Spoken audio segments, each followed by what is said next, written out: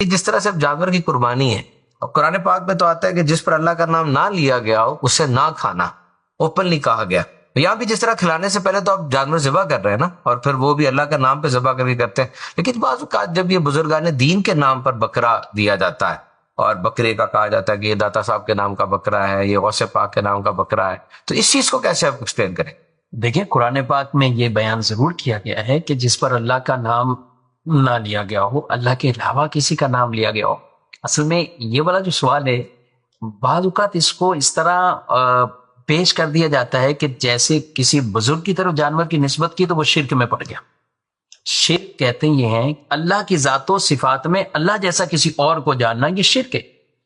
اب ذرا کسی بھی آدمی سے پوچھا جائے نا، عام آدمی سے پوچھا جائے کسی نبی کے بارے میں، کسی صحابی کے بارے میں، اہل بیت کے بارے میں، ولی کے بارے میں، کتنی بھی اس کی عقیدت ہو، اس کے ساتھ کیوں نہ ہو، وہ بزرگ کے ساتھ بھی کتنی عقیدت کیوں نہ ہو، آپ ایک عام اور نارمل پڑھے ہوئے یا بغیر پڑھے ہوئے، ٹھیک ہے، جن کو ہم ان پڑھ کہتے ہیں، ٹھیک ہے، ایک عام دیہاتی آدمی، اسی سے پوچھو کہ یار یہ بزرگ کیا یہ خدا ہے، یہ خدا جیسے ہیں، تو کیا آپ کو کبھی کہیں سے جواب ملے؟ پاسبل ہی نہیں ہے۔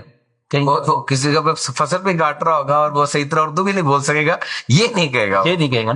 تو اس کا مطلب مسلمانوں کا یہ بزرگوں کے حوالے سے، نبیوں کے حوالے سے بالکل عقیدہ ہے، یہ مائنڈ سیٹ نہیں ہے ان کا، یہ ہے بالکل صحیح بات۔ وہ جانتے ہیں کہ اللہ رب العالمین کسی کا محتاج نہیں، رب تبارک و تعالی بے نیاز ہے، اور وہ کسی کا محتاج نہیں، ساری کائنات اللہ کی محتاج۔ اور اللہ کا جو اسم ہے یہ کسی اور پہ فٹ نہیں ہوتا، وہ اس کا یہ عقیدہ ہے، بالکل ایسے۔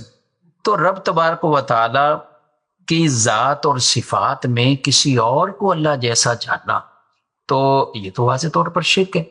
لیکن میں یہ بات عرض کرنا چاہ رہا ہوں کہ یہ کسی مسلمان کا یہ عقیدہ ہی نہیں ہوتا ہے۔ سب سمجھتے ہیں اللہ کے پیغمبر، اللہ کے نبی جو دنیا میں آئے وہ اللہ کے خاص بندے ہیں، اللہ کے رسول ہیں، نبی ہیں، اللہ نے انہیں بڑے شرف عطا فرمائے، یعنی ہے بندے، ہے اللہ کے بندے۔ اللہ نے کسی بھی عورت کو نبی نہیں بنایا، نبی سارے مرد تھے، انسان تھے، بشر تھے، مرد تھے، انسان تھے، بشر تھے۔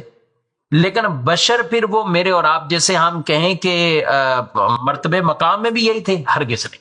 تو اس لیے جو اللہ نے ان کی فضیلتوں کو رکھا، رب تبارک و تعالیٰ نے انہیں بشر بھی فرما دیا، انسان بھی فرما دیا، انہیں اپنا خاص بندہ بھی فرما دیا، یہ قرآن میں سارے اطلاقات موجود ہیں، لیکن ان کی شانوں کو بھی بیان فرما دیا۔ حبیب صلی اللہ علیہ وسلم کے بارے میں جگہ بجگہ اللہ رب العالمین نے مختلف شانوں کو بیان فرما دیا، ورفعنا لک ذکرک فرما کر تو خود ہی یہ بشارت دے دی کہ آپ کے ذکر کو بلندی ہم کرنے والے، آپ کا ذکر یہ بلندی رہے۔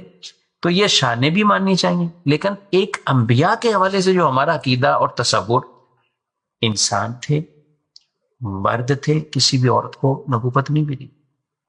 نبوت اللہ کا فضل اور اللہ کی خاص رحمت جس پر تھی، اللہ نے عطا فرمائی۔ یہ ایسی کوئی چیز نہیں تھی کہ جو عمل کے ذریعے ہو، یہ عطائی تھی، یہ رب تبارک و تعالیٰ نے عطا کی۔ تو یہ اللہ پاک کے جو انبیاء ہیں یا اللہ کے نیک بندے ہیں، تو کسی عام عوام میں سے کسی کا یہ عقیدہ نہیں ہوتا کہ یہ جی اللہ جیسے ماشاء اللہ، یا جو کام اللہ نہ چاہے یہ کر دیں گے، ایسا کسی کے وہ نہیں ہوتا۔ پہلی بات تو یہ۔ اب جو آپ نے سوال کیا، اس پہ قرآن کی آیت تو کہہ دی جاتی ہے کہ اللہ کا نام جس پر نہ لیا گیا ہو اسے نہ کھاؤ۔ اس کا مطلب کوئی بھی نہیں سمجھتا کہ اس کا مطلب کیا ہے۔ ایسے لوگ نہیں سمجھتے جو اس طرح کی گفتگو کرتے۔ مطلب اس کا یہ کہ جس جانور کو ذبح کرتے وقت اللہ کے علاوہ کسی اور کا نام لیا گیا ہو وہ نہ کھاؤ ذبح کرتے ہوئے۔ میں آپ سے سوال کرتا ہوں، یہ جتنے لوگ ہمیں سن رہے ہیں، ذرا ان سے بھی گویا کہ ہم کہیں گے سوال کر رہے ہیں کہ کیا آپ نے کبھی سنا کہ کسی نے کوئی عقیدت میں بھی آ کر کسی نبی کے نام پر جانور ذبح کر رہا ہو؟ میں نے ذبح کرتے وقت چھری چلاتے ہوئے کوئی نام اللہ کے علاوہ لیا کسی کا لے، پاسبل نہیں ہے۔ بلکہ یہ جو قربان کرنا ہے نا جانور، یہ شرک کا توڑ ہے۔ یہ جو قربانیاں بھی ہے نا، یہ شرک کا توڑ ہے۔ وہ کیسے؟ وہ اس طرح ہے، قربانیاں تو پہلے سے چلتی ہوئی آ رہی، مختلف انداز، وَلِكُلِّ أُمَّةٍ جَعَلْنَا مَنسَكًا۔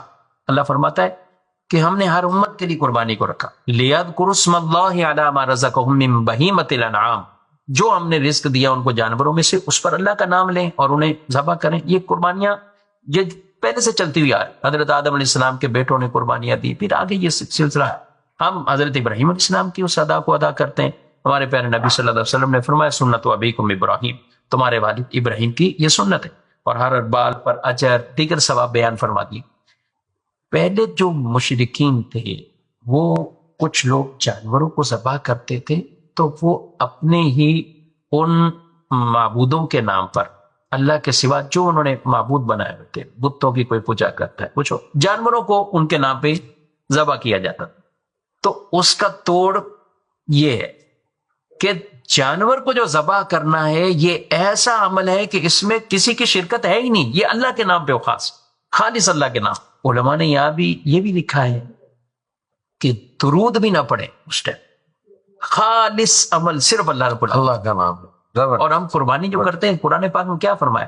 قل ان صلاتی و نسکی و محیای و مماتی للہ رب العالمین لا شریک لہ. یعنی اے محبوب آپ فرماؤ میری نماز، میری قربانی، میری زندگی، میرا مرنا، یہ تمام اللہ رب العالمین جس کا کوئی شریک نہیں، جس کا کوئی شریک. یہ قربانی کے بغیر ہم دعا بھی پڑھتے ہیں. یہ دعا بھی ہے کہ جب ذبح کرتے ہیں تو اس وقت دعا بھی پڑھنی چاہیے. تو یہ یعنی یہ پورا وہ شرک کا ایک طرح کا توڑ ہے، اور اس میں عقیدہ توحید کا درس ہے. جس طرح یہ جانور بغیر کسی شراکت میں، کسی اور کا نام نہیں، اللہ کے نام پر ذبح ہو رہا، تو یہ ایک مسلمانوں کے لیے توحید کا بھی اس میں درس بھی ہے. اب جو مختلف طرح کی ایسی نسبت کر دی جاتی ہے نا کہ یہ غوث پاک کا ہے، یہ فلاں کا ہے، یہ فلاں کا ہے، آپ ان سے بھی پوچھیں یا ان سے کسی بچے سے بھی پوچھیں گے جب آپ ذبح کریں گے کیا کہیں گے؟ غوث پاک کے نام پر. کبھی نہیں ہوگا. نیت یہ ہوتی ہے یہ جانور اللہ کے نام پر ذبح ہوگا، اس کا جو ثواب ہے وہ حضور غوث پاک کو مل جائے، اس کا ثواب حضور داتا صاحب کو مل جائے، اس کا ثواب حضور بابا فرید کو مل جائے. تو ان کی طرف نسبت کی جاتی ہے. قربانی کے لیے جب لائیں تو اس وقت مجھے بتائیں کون سا ایسا شخص ہے کیا بولتا ہے؟ جانور کھڑا کوئی بھی کوئی پوچھتا ہے، تقسیم ہو جاتا ہے. ارے ہاں یہ کس کا ہے؟ تو اس وقت بولو اللہ کے نام پہ ہے، اللہ کے نام کا ہے. یعنی کوئی بھی نہیں بولے گا. کوئی کہتا میری والدہ کے نام پر ہے، یہی بولے گا یہ چچا کا ہے، یہ فلاں کا ہے، یہ فلاں کا ہے. ایسا ہی ہے. اچھا بچے کا عقیقہ کرنا ہوگا، جانور لے کے آ گیا، کیوں؟ وہ نسبت اپنے بچے کی طرف کریں گے.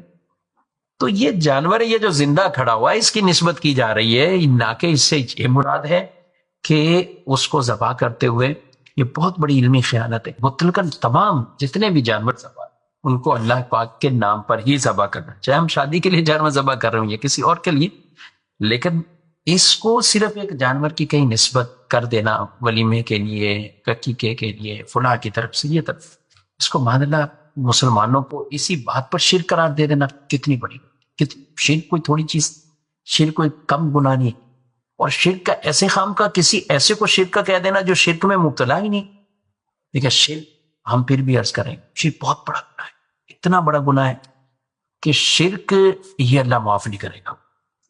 جس نے اللہ کے ساتھ کسی اور کو اللہ جیسا جانا مانا، شرک اللہ معاف نہیں فرمائے. یعنی یہ گناہ ہی ایسا ہے.